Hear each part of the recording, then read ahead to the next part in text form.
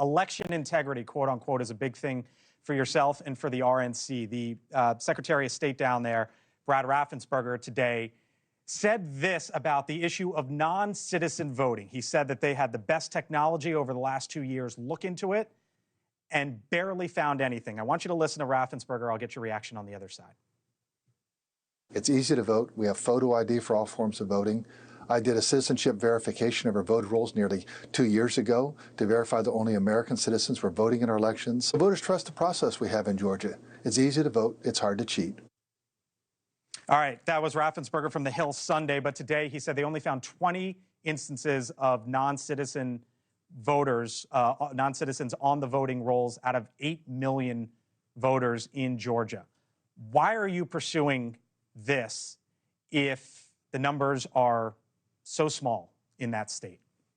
Oh, I think we're pursuing it across the country because, look, you come out of 2020. But why?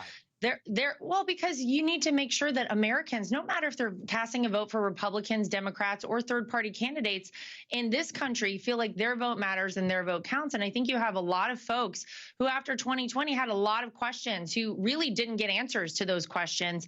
And so we've taken it upon ourselves at the RNC. And by the way, we've reached across the aisle to our friends at the DNC and said, would you come join us in this pursuit of election integrity? We hope to reestablish trust in our electoral process in 2024 and in years to come, because it was lost for a lot of people, unfortunately, in 2020. And we only should want American citizens voting in American elections. That's our law, and that's what we should follow.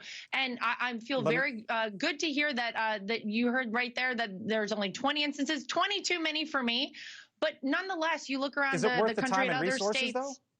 Absolutely. You look around at other states in this country, and I think that there have been a lot of massive questions about who's on those voter rolls, whether they're legal citizens or not. We had to get the Supreme Court involved in a case in Arizona where they were registering people without verifying they were United States citizens.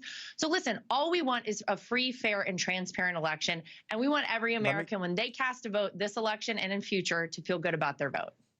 Let me ask you about early voting, because right now in the 25 states that we have data on, it's 43% Democrat, 35% Republican. That's actually an improvement for Republicans compared to 2020. Former President Trump had one position on early voting, and now he has another. Let me play some sound real quick and ask you about it on the other side. You got to get out and vote, and you can start right away. You know that, right? Now we have this stupid stuff where you can vote 45 days early. I wonder what the hell happens during that 45. Let's move see these votes? We've got about 1 million votes in there. Let's move them. We're fixing the air conditioner in the room, right? No, it's terrible. What happened the last time was disgraceful, including right here.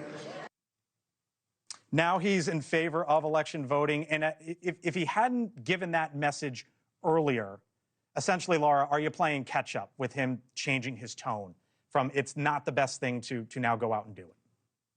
Well, look, I think traditionally Republicans tend to want to go vote on Election Day. I think that's prior to Donald Trump, ever being involved in politics.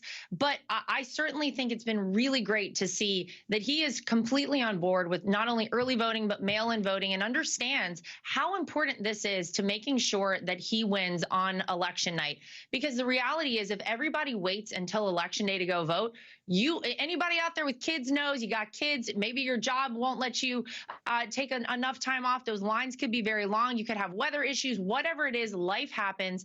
And our message from the RNC and the Trump campaign and from Donald Trump has been, get out and vote early and don't go vote alone. We need to swamp the vote and make sure that everybody gets out and gets their vote banked. You don't want to be worrying about it and waiting in those lines forever. So I'm really happy to see this change. And our voters obviously have responded, as you just noted, with the numbers there.